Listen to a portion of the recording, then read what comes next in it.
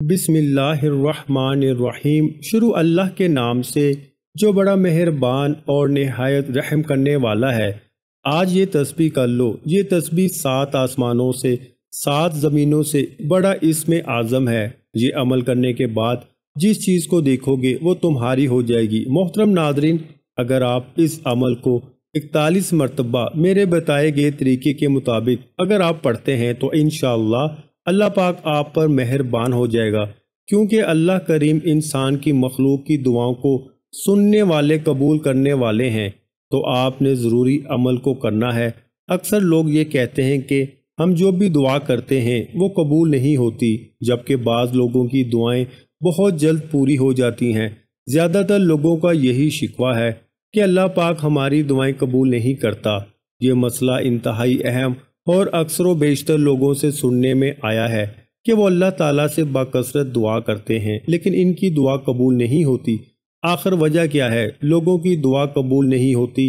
اللہ تعالیٰ کی بارگاہ میں دعا قبول نہ ہونے کی کئی وجوہات ہیں، جن میں سے بعض کا تعلق بدعمالیوں سے ہے، جبکہ بعض کا تعلق اللہ تعالیٰ کی حکمت کے ساتھ ہے، ہمارے اختیار میں گناہ چھوڑنا ہے۔ باقی کا تعلق خالصتاً اللہ تعالیٰ کی حکمت کے ساتھ ہے، ان پہ راضی رہنا چاہیے، اسی میں بہتری ہے۔ مایوس ہو کر دعا جیسی عبادت کو چھوڑنا نہیں چاہیے، مسلسل مانگتے رہنا چاہیے۔ احادیث مبارکہ کی روشنی میں وجوہات بیان کرتے ہیں کہ جن کی وجہ سے اللہ پاک کوئی بھی دعا قبول نہیں کرتا، یعنی بعض ایسی عادات ہیں کہ اگر انسان وہ چھوڑ دے تو اللہ پاک دعا قبول فرماتے ہیں۔ دوستو، ویڈیو کو مکمل دیکھیے گا تاکہ آپ کو ویڈیو کی اور وظیفے کی صحیح سمجھ آ جائے، اور جب آپ وظیفہ کریں تو آپ کو اس کا فائدہ ہو۔ ناظرین گرامی، احادیث مبارکہ کی روشنی میں 5 بڑے عوامل کا ذکر کریں گے جن کی وجہ سے دعا قبول نہیں ہوتی۔ سب سے پہلی اور بڑی وجہ جس کی وجہ سے اللہ پاک کبھی دعا قبول نہیں کرتا وہ حرام کاری اور حرام خوری ہے۔ حلال کی اپنی بے شمار برکات ہیں، جبکہ حرام کی اپنی نحوست ہوتی ہے۔ جی ہاں، صحیح مسلم کے باب قبول صدقہ کی حدیث نمبر 486 میں نبی کریم صلی اللہ علیہ وآلہ وسلم نے فرمایا، اور اللہ پاکیزگی کو ہی قبول کرتا ہے، اور اللہ پاک فرماتا ہے، اے ایمان والو، جو ہم نے رزق دیا اس میں سے پاکیزہ مال کھاؤ۔ جیسا کہ نبی کریم صلی اللہ علیہ وآلہ وسلم نے فرمایا، یہ ایک آدمی لمبا سفر طے کرتا ہے اور اس کی حالت یہ ہے کہ بال بکھرے ہوئے ہیں، چہرہ خاک آلود ہے، اور وہ بیت اللہ پہنچ کر ہاتھ پھیلا کر کہتا ہے، یا رب یا رب، حالانکہ اس کا کھانا حرام کا ہے، اس کا پینا حرام ہے، اور اس کا لباس حرام کا ہے، اور حرام سے اس کی پرورش ہوئی ہے، تو پھر اللہ تعالیٰ اس کی دعا کو کیسے قبول کرے؟ یہاں پر ایک واقعہ بیان کرتے ہیں۔ اللہ کے نبی نے بیان فرمایا کہ ایک بزرگ کہیں سے جا رہے تھے، راستے میں ایک شخص نے نہایت اصرار سے ان سے عرض کیا کہ میرے ساتھ بیٹھ کر کھانا کھائیں۔ بزرگ نے اس شخص کے انتہائی اصرار اور درخواست پر اس کے ساتھ بیٹھ کر کھانا کھا لیا، پھر آگے چل پڑے۔ کچھ دور جانے کے بعد وہ اپنے راستے سے بھٹک گئے، اور باوجود کوشش کے ان کو راستہ معلوم نہ ہو سکا۔ بار بار اللہ سے دعا کی کہ راستے کی تلاش میں آسانی ہو جائے، مگر دعا قبول نہ ہو سکی۔ بڑے ہی پریشان ہوئے۔ جنگل کا بیابان راستہ، رات کا تاریک ماحول، وحشت ناک سناٹا، مگر راہیں بند ہیں۔ آخرکار ایک اور بزرگ کا ادھر سے گزر ہوا۔ انہوں نے بتایا کہ تم نے یہ کھانا فلاں آدمی کے ساتھ بیٹھ کر کھایا تھا، وہ کھانا حرام کا تھا، اس لیے تمہاری کوئی بھی دعا ابھی تک قبول نہیں ہو سکی۔ تمہیں چاہیے کہ تم اپنے اس عمل کی تلافی استغفار کے ذریعے کرو، تو پھر تمہارے لیے راستے کو کھول دیا جائے گا۔ چنانچہ ایسا ہی ہوا۔ الغرض دعا کی قبولیت کے لیے حرام سے بچنا لازم ہے، ورنہ کوئی بھی دعا قبول نہیں ہوگی۔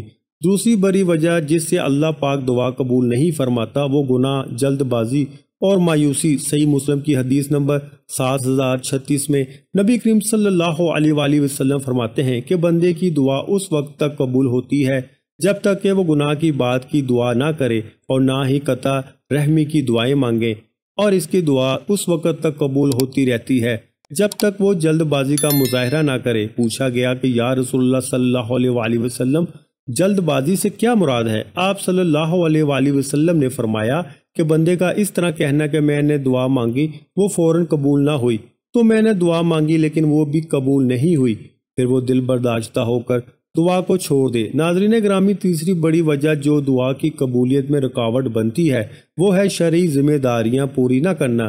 جامعہ ترمذی کی حدیث نمبر 2095 میں اللہ کے رسول صلی اللہ علیہ وآلہ وسلم فرماتے ہیں، اس ذات کی قسم جس کے قبضے میں میری جان ہے، تم لوگوں کو نیکی کا ضرور حکم کرتے رہو اور انہیں برائیوں سے روکتے رہو، ورنہ ان قریب اللہ تعالیٰ تم پر اپنی طرف سے عذاب نازل کرے گا۔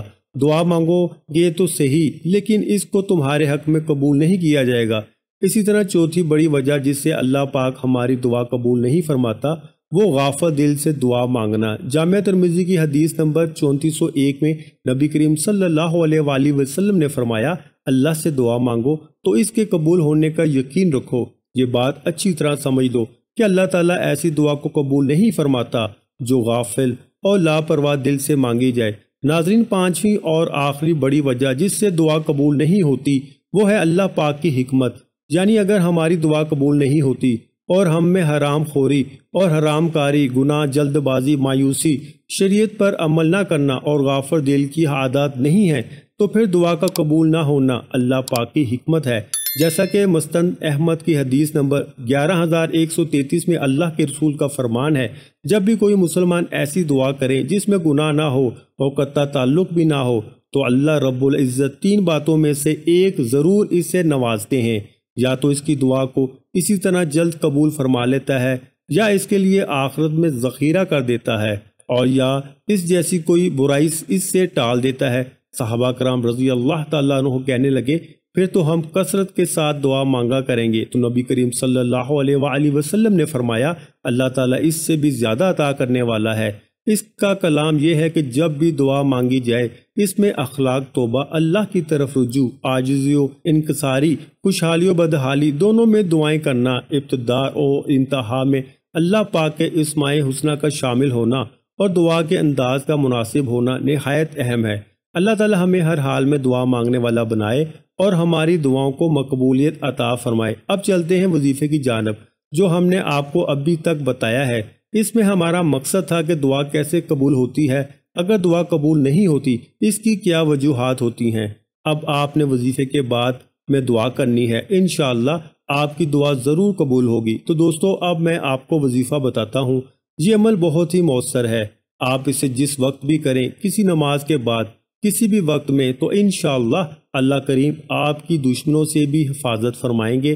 اس کا طریقہ کار یہ ہے کہ آپ نے جب یہ عمل شروع کرنا ہے تو باوضو حالت میں عمل کریں، پاکیزہ کپڑوں کے ساتھ۔ اول آخر آپ نے 3 مرتبہ درود ابراہیم پڑھ لیں، یا کوئی بھی درود جو آسانی سے آپ پڑھ سکتے ہوں وہ آپ درود پڑھ لیں۔ انشاءاللہ اللہ کریم اس درود کے صدقے آپ کے وظیفے کو بھی قبول فرمائیں گے۔ اور ہاں، درود شریف ایک ایسا عمل ہے جس کو اللہ کریم اپنی بارگاہ میں ضرور قبول فرماتے ہیں، چاہے انسان عاجز ہو کر پڑھے، چاہے انسان جس انداز سے بھی پڑھے، اللہ کریم خدائے ذوالجلال اسے ضرور قبول فرماتے ہیں۔ وظیفہ کرنے کا طریقہ سن لیں۔ سب سے پہلے آپ نے درود ابراہیم 3 مرتبہ اول آخر درود شریف کے ساتھ پڑھنا ہے۔ پھر آپ نے 100 مرتبہ یا اللہ یا مغنیو، یا اللہ یا مغنیو، یا اللہ یا مغنیو پڑھنا ہے، اور اس کے بعد آپ نے 100 مرتبہ حسبنا اللہ و نعم الوکیل، حسبنا اللہ و نعم الوکیل، حسبنا اللہ و نعم الوکیل پڑھ لینا ہے۔ اور اس کے بعد آپ نے 100 مرتبہ یا حی یا قیوم لا الہ الا انت، یا حی یا قیوم لا الہ الا انت، یا حی یا قیوم لا الہ الا انت، یہ آپ نے پڑھ لینا ہے۔ اور اگر آپ چاہتے ہیں کہ ادھر وظیفہ کریں اور ادھر آپ کا کام ہو جائے تو پھر آپ نے وظیفے کی تعداد ڈبل کر دینی ہے اگر آپ کے پاس ٹائم ہے، یعنی کہ درود شریف 3 مرتبہ کی جگہ 7 مرتبہ پڑھنا ہے۔ اول آخر اسی طرح جو وظیفہ بتایا ہے اس کی تعداد کو بڑھا دینا ہے، یعنی جو 100 والی تعداد کو بڑھا کر اب 300 کر دینا ہے، مطلب یا اللہ یا مغنیو 300 مرتبہ پڑھنا ہے۔ اسی طرح باقی کی تعداد بھی 100 سے بڑھا کر 300 کر دینی ہے۔ اس کے بعد جب یہ وظیفہ کر لیں تو اپنے رب کے حضور اپنی حاجت کو پیش کریں، جس بھی مقصد کے لیے وظیفہ کر رہے ہیں اس مقصد کو اپنے رب کے حضور رکھیں۔ اپنی جائز حاجات، نیک خواہشات جو ہے انہیں اپنے رب کے حضور رکھیں۔ انشاءاللہ عز و جل آپ کی تمام دینی دنیاوی جو حاجات ہیں، چاہے کسی بھی معاملے میں، رزق ہے، شادی کا معاملہ ہے، قرض کا معاملہ ہے، دنیاوی و آخری حاجات میں اللہ کریم آپ کو کامیابی نصیب فرمائیں گے، آپ کے تمام معاملات آسان سے آسان ہو جائیں گے۔ اس وظیفے کے اندر ایک تو قرآن مجید کی آیت ہے اور یہ رب کا کلام ہے۔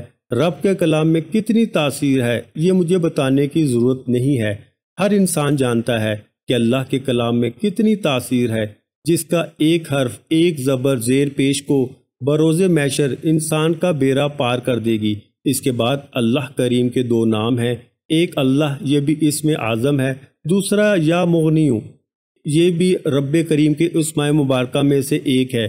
تو یہ دونوں کتنی تاثیر والے ہیں، کتنی اہمیت و افادیت والے ہیں۔ اور اس کے بعد جو تیسری تسبیح میں نے آپ کو بتائی ہے، یا حیو یا قیوم، یہ بھی اللہ کریم کے وہ نام ہیں جنہیں علماء کرام کے اسماء حسنہ میں سے اسم اعظم کا درجہ دیتے ہیں، ہمیشہ زندہ رہنے والے، یا حیو یا قیوم یعنی ہمیشہ قائم و دائم رہنے والے۔ تو جب انسان بار بار ان آیات کا، ان تسبیحات کا ورد کرے گا، اللہ کریم اپنا خصوصی کرم فرمائیں گے، اللہ کریم مشکلات کو آسان فرمائیں گے، اور اللہ پاک اپنے بندے کی دعاؤں کو قبول فرمائیں گے، آمین۔ اپنے رزق میں برکت کے لیے اللہ کے 99 ناموں میں سے اللہ کا ایک نام کمنٹ باکس میں لازمی شیئر کریں۔ جزاک اللہ۔